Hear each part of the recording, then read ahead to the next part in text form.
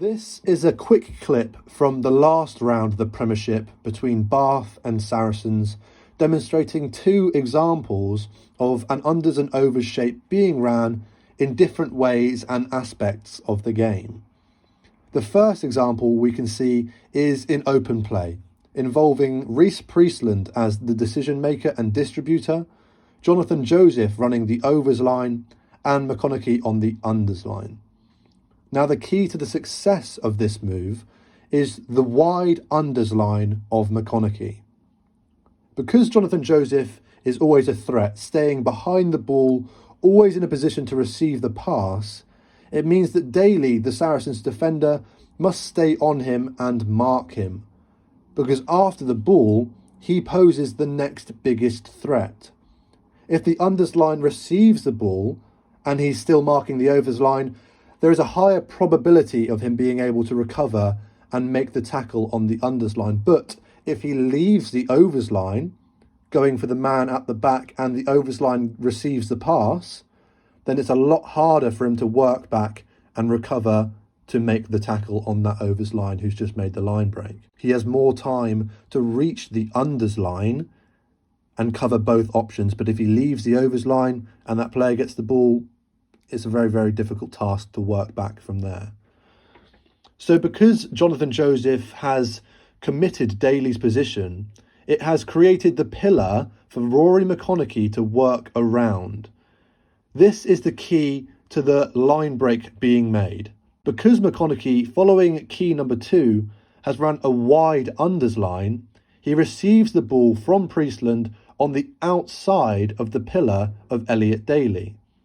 Now, this gives him a head start into winning the race into the space, because not only does Elliot Daly have to turn and accelerate, whereas Rory McConaughey is already coming onto the ball with speed, but he also has a disadvantage having to cover more distance to reach Rory McConaughey.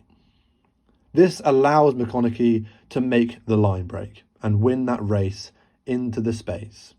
If Maitland was in the defensive line, not covering backfield, then he could have come and sacked McConaughey on that unders line, because technically he would have a free lane to do so because of the overs line Jonathan Joseph is running. However, instead he is in the backfield and covering the last man on the edge, which creates the space for McConaughey. If he was to be in the line, McConaughey would have to alter his depth and hold his feet as to not be sacked by Maitland, so he could still get the ball away in a 2-on-1 to the winger on the edge.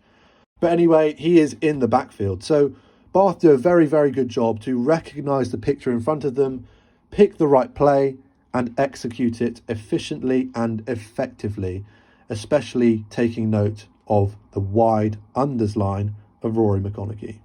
This second example comes immediately after Rory McConaughey's line break. Bath have edge momentum, so utilising their 1-3-3-1 shape that I'll be going over in another series, they are looking to move the ball through that 3-pod into the disconnected midfield and opposite edge to stretch the Saracens' defence. Bath look to do this in the classic way, playing the ball to the lead runner of the 3-pod to engage and hold those first defenders before activating the unders and overs shape to move the ball on. Yules is now the decision maker and distributor, Dunn is running the overs line, and Priestland has swapped roles and is now running the unders line this time. The major downfall to this move is the overs line.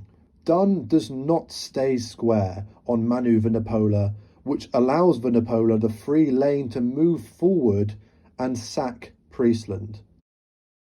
Now, Vunipola does not fly up out of the line to attack and sack Rhys Priestland, because having just suffered a line break, Bath have all the momentum and are playing on top with speed, which means Saracens have had no time at all to organise their defence properly. So Manu Vunipola does the right thing here, in my opinion. It's a gamble of risk and reward, but the objective of this phase of defence is simply to manage and contain the threat of Bath, who are on top. So although his lane is made completely free by the line of Dunn, allowing him the opportunity to move forward, Because he is unsure of how organised the defence is outside him, he remains in connection with those around him to contain the threat. Rather than making life difficult for those outside him by flying out of the line, he instead stays connected to contain the threat. That's the objective of this phase in defence. They're not looking to kill Bath because Bath have all the power. They're looking to simply manage that Bath attack. But anyway, back to the unders and overs shape.